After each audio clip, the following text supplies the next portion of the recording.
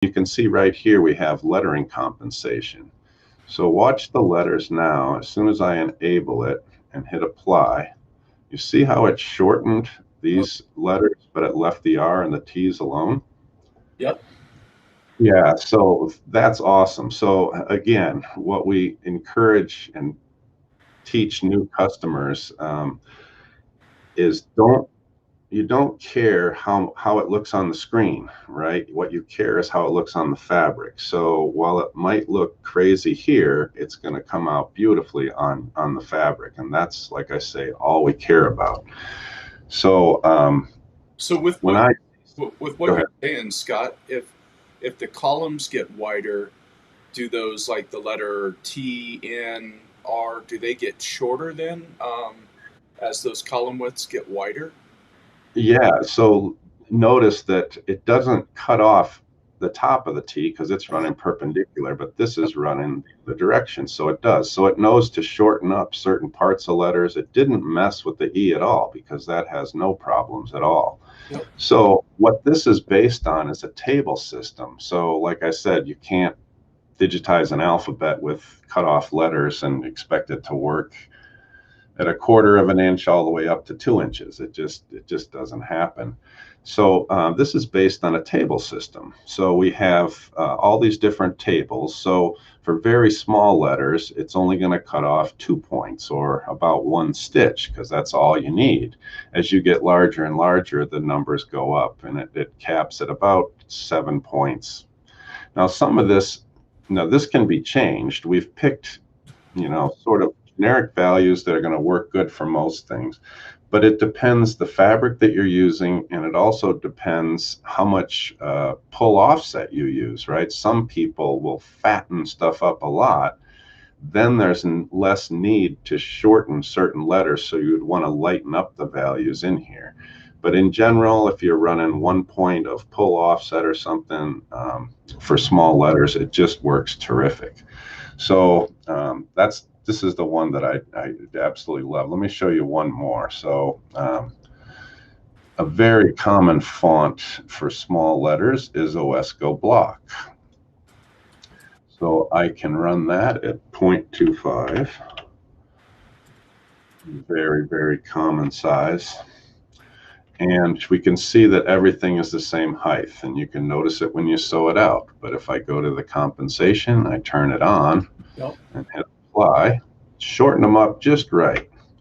So it looks very little on the screen, but that little makes a big difference on your sew outs. You can kind of always tell the good digitized lettering, small lettering versus alphabet lettering in the past.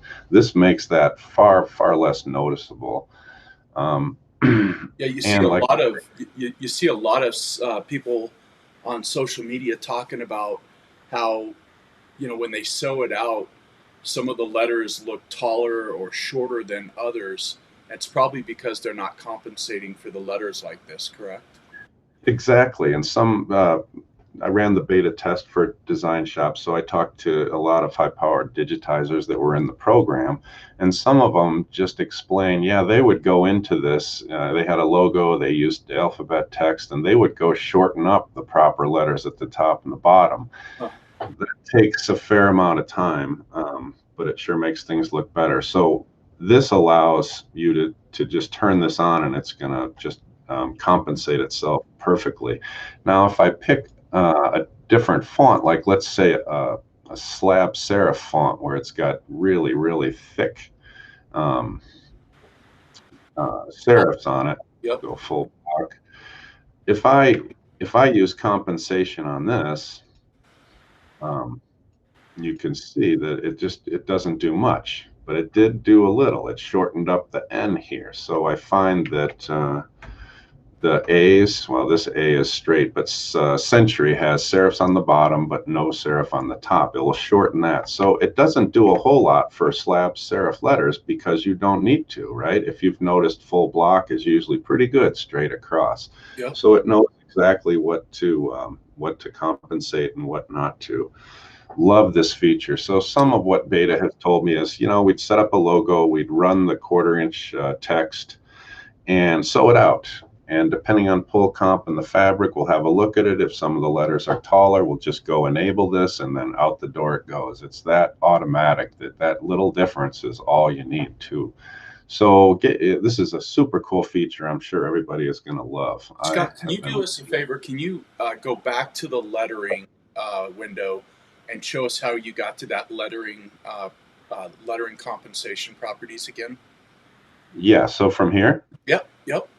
So we renamed pull compensation to compensation because it does more than just control pull now. So I click on that, and then lettering compensation is right in the middle. And then if I want to adjust the values, I can click on the dots, which brings up the table.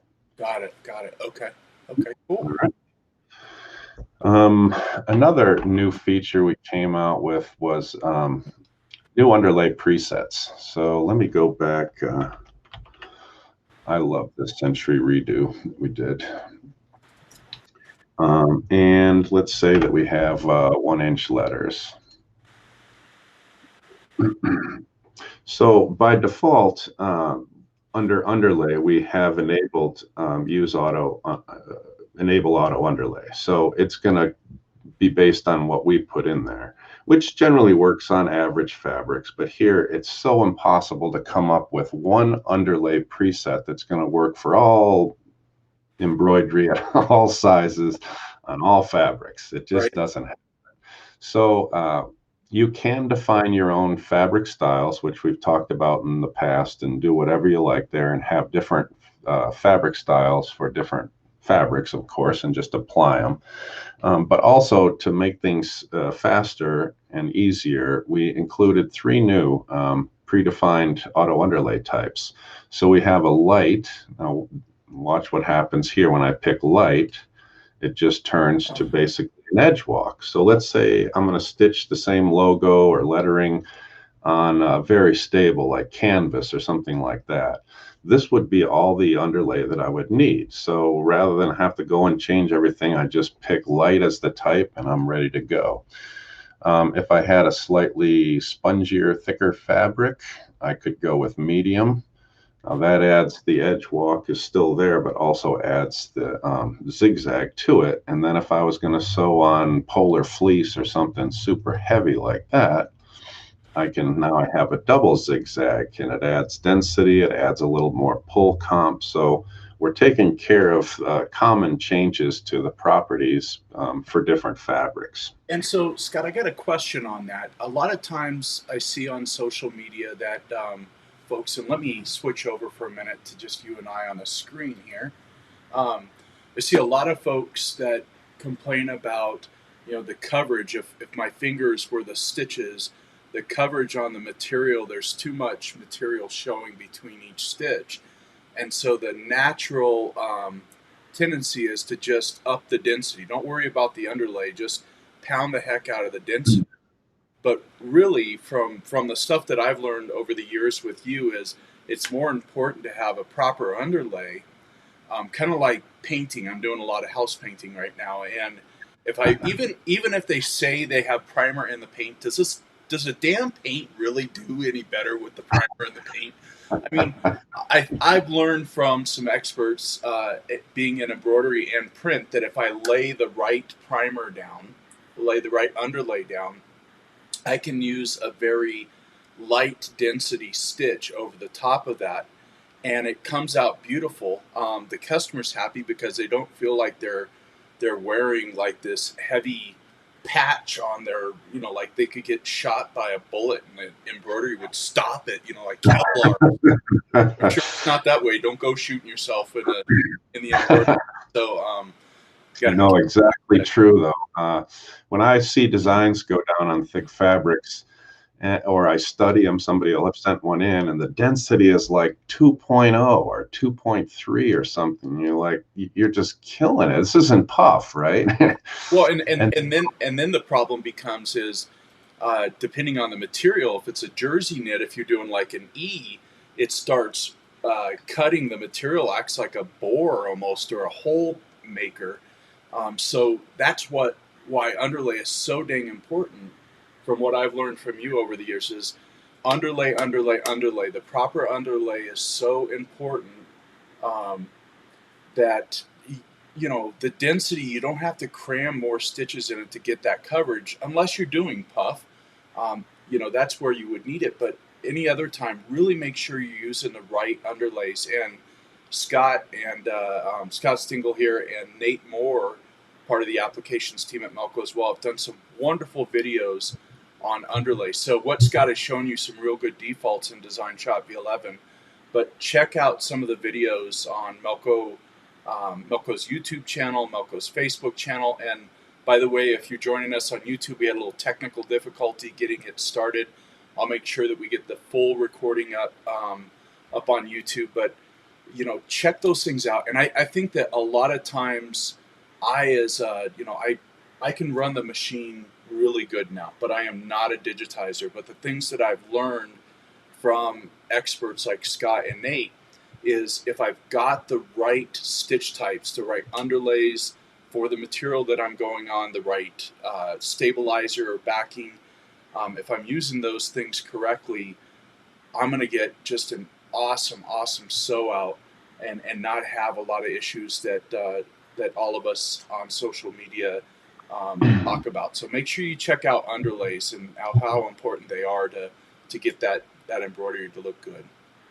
Yeah, so the auto underlay at light, medium, heavy, that controls the foundation stitching, and like Mike was saying, well, I get such a good feeling when I'm watching a design sew and it's on a thick sweatshirt and you see beautiful underlay going down, a crosshatch fill maybe with an edge walk or whatever. I don't know. Maybe you guys feel the same way. It just gives me a calm feeling, like I know this has a great chance of succeeding the first time if I see the foundation go down. Too much can, pucker also, so you want to put the right amount in. If you want more control, we have the styles feature, which I talked about a little bit earlier, and then we have all these default styles in there. So if I pick heavyweight knits, in this case, it's going to add all sorts of underlay. You saw it added density, but pull comp also. So this is a way to control more of the top stitching as well as the foundation. But let's say that you're just going to switch. You've got a design. This isn't just for lettering. This is for designs. I've got an OFM design that I had digitized, and it was for canvas or something, so really super light. Rather than go into each property of each element, I can just grab the whole design, select medium, and now I've increased it and it's going to look good on that fabric. Then I can save out different versions. So I have my ABC logo for canvas, and then I just change the underlay to medium, save it out as ABC for polo shirts or something like that, and so on. So you can make offshoots of the same design, which is such a time saver instead of having to switch things up before you run it for reorders and all that. Super cool feature. And Scott, I just wanted to jump in. We have no comments as of yet, other than from Pamela Willis asking if this would be available to watch later. Yes, Pamela, it will. But guys, guys and gals, this is a chance for you to ask questions with an expert like Scott Stingle on. But maybe it just means that you're answering all their questions as we go, Scott. So we'll just go with that. Yes, they're either out shoveling snow or they're so wild they can't ask questions, right? All right, so hopefully you'll enjoy the new lettering features we've come up with. Also, just a couple other new features for DS11. If I take and open a version 10 file, so let me find one. So let me just make sure, as you're opening this, Scott, you're in DesignShop V11, and you're opening up a design that was created in an older version of DesignShop, correct? Yeah, exactly. So this was created in version 10. All right. So we've talked before that DesignShop 11 has got a new stitch engine, which gives us better top stitching and a lot better underlay than the version 10 and 9 stitch engine had. But we understand that, let's say that you've got an order that you run once a month and you've run it for 10 years, right? And it's wireframe, and the customer is used to a certain look and all that. You don't want any changes. So in the past, when you would run a wireframe design from an older version, it would regenerate the stitches and the underlay based on that stitch engine. Um, we didn't want that to happen, like I said. So when you open a V10 design in V11, it's going to appear exactly stitch for stitch like it is in V10, because what we also realize is, rather than load design to OS, to your machine, many people like to open the design in DesignShop and send it right to the machine. We have the new icon we've talked about here for load to machine. And so to just open the design and send it to the machine, you won't get any changes at all, which is what you want. Yep. If you want to take advantage of the new stitch engine and the changes, watch when I select the whole design. Let's say that I'm just going to scale it a little bit. Right. As I do, up comes this message. Hey, this was created with an older version. If you edit it, you're going to regenerate the stitches based on the new stitch engine. Sometimes that's really, really desirable too. So you can run some of your old designs through here and save them out as V11 and get better stitch quality. Yep. So this is very, very cool. Yeah, I mean, that's really nice. I can say I'm guilty of this. I've used some other embroidery software in the industry at different times of my my career, and more times than not, I was getting mad because I would pull up a design that I had sewn for a client before, and I would sew it again, and I would have the sample, because I always keep a sew sample of the client's stuff. I'd re-sew it out, and the dang thing would look completely different. I sewed it on the same exact machine, same colors, same thread, same stabilizer, same material, and just because I had opened it up in one of these programs, we would have this problem. So I really love the fact that Melco notifies me, hey, this is going to change. Now, Scott, if I wanted to resize this, I've got DesignShop V11. I made this design in DesignShop V10. I wanted to resize it, but I didn't want to regenerate the stitches with the new stitch engine. Could I open this design up in DesignShop V10, or can I only have one flavor of DesignShop on my computer? Yeah, that's you can have both on, and I think that's another super nice feature. If you could see the bottom of my screen, I have DesignShop 11 running, but I also have DesignShop 10 installed. Okay. You can't run them at the same time, of course, right? Yep. But you can switch forever. There's no expiration on the 10. What I've found through the beta people is 90% of them just never looked back. They're like, this is so much cooler. I'm not going back to 10. But it's a nice feeling. When I had my digitizing business, you're always kind of concerned of a software upgrade because you don't want big changes to happen. So this can give you the warm and fuzzy of, you know what, if I want to go back to 10 for whatever reason, like you say, I want to regenerate, but I don't want the new stitch engine to generate it, you can always use 10 forever. That's And awesome. also, when I open, there we have a free upgrade to DesignShop 10 that allows wireframe version 11 to show up in 10. So when I would regenerate there, or when I open the file, it tells me, hey, this was created with a newer version, just to give me a heads up. Yep. But not a lot of companies allow you to run the last version as well as the current, version on the same computer at different times. So very nice, warm and fuzzy to have there. If you get frustrated with new stuff you can't figure out or whatever orders are due, you can go back to 10, get it done, and then come back in and learn And 11. so I know Melco Design Shop uses a product serial number, so like a virtual security. When I activate V11, does V10 stay activated as well, or do I have to activate, deactivate between the two? No, it stays activated actually. And so I can, like I say, have both. Just by installing 11, I don't lose 10. We don't want to go into all the details of Right. exactly what happens to everything, but yeah, it stays activated. So you can run one at a time, either or. Well, that's cool, Scott. I know you have one more full that is may seem minor, but it's pretty cool. So if we can, and I apologize, Sure. I keep asking these questions, but I want to know, man. I want to learn from. Yeah. No, so the other thing that we've changed for version 11 is DesignShop will remember the full file path. So I can open this file from one folder. I can open, 100 of them, right? But let's go. Just a little plug here. These are all free designs, right? In Design Shop. These are the 1,000 new designs that go to C:*Designs.